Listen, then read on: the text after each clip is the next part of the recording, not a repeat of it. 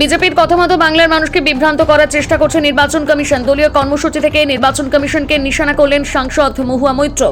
কি বললেন তিনি এদিন শোনাবো।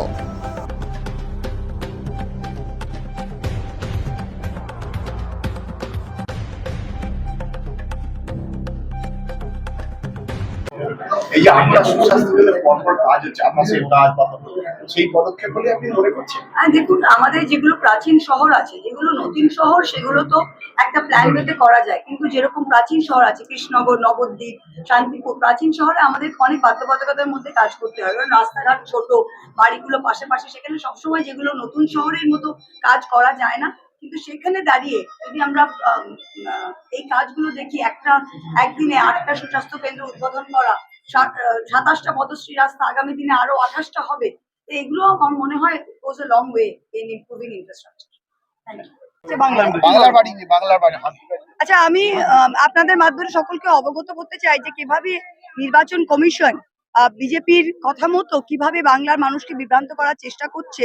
এবং আপনারা দেখছেন যতক্ষণ জবের থেকে এসআইআর প্রক্রিয়া আরম্ভ হয়েছে, পদে পদে ওরা বাংলার মানুষের ভোটাধিকার কিভাবে ছিনিয়ে নেওয়া যায় সেইভাবেই তারা এগোচ্ছে।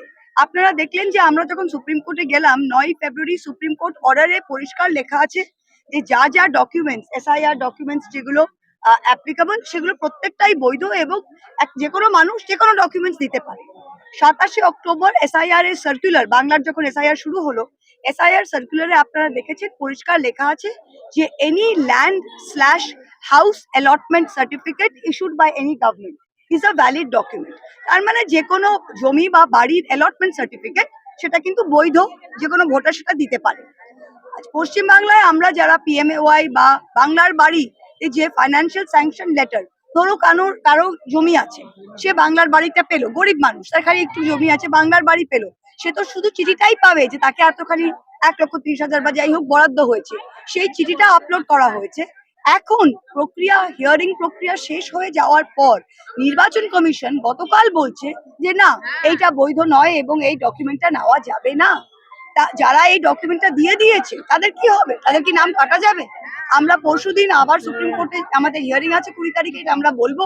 কিন্তু আপনাদের মাধ্যমে আমরা বাংলার মানুষ বুঝুক যে যেই বিজেপি নেচে বেড়াচ্ছে, তারা কিভাবে ইলেকশন কমিশনকে সামনে রেখে কিভাবে বাংলার মানুষের ভোটাধিকার পদে পদে কাটার একটা প্রক্রিয়া চালাচ্ছে। তাই বুঝি? আচ্ছা, হিন্দিতে मुझे अभी जानकारी मिली है कि हमारे माननीय गृह मंत्री अमित शाह जी हमारे इलाके में, हमारे क्षेत्र में आ रहे और मायापुर इस्कॉन मंदिर जा रहे। मैं उन्हें स्वागत करती हूँ। और मेरा सिर्फ एक ही प्रश्न है, एक ही सवाल है कि अमित शाह जी, आप और मोदी जी हमें भूल क्यों जाते हैं? हम तो आपसे बहुत ही प्यार करते हैं, तो आप जरा फ्रीक्वेंटली आया कीजिए। सिर्फ वोट के माहौल पे, वोट के 1 महीना पहले, 2 महीना पहले आने से हमारा दिल नहीं भरता है।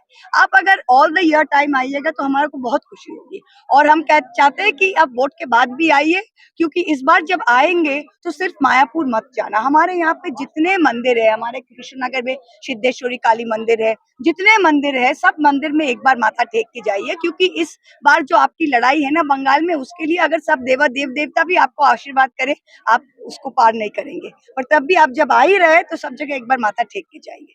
Thank you very much. और मुझे आप हारने के बाद भी इतना ही आप प्यार से हमारे पास फिर आइएगा, यही मेरी आपसे आशा है। Thank you.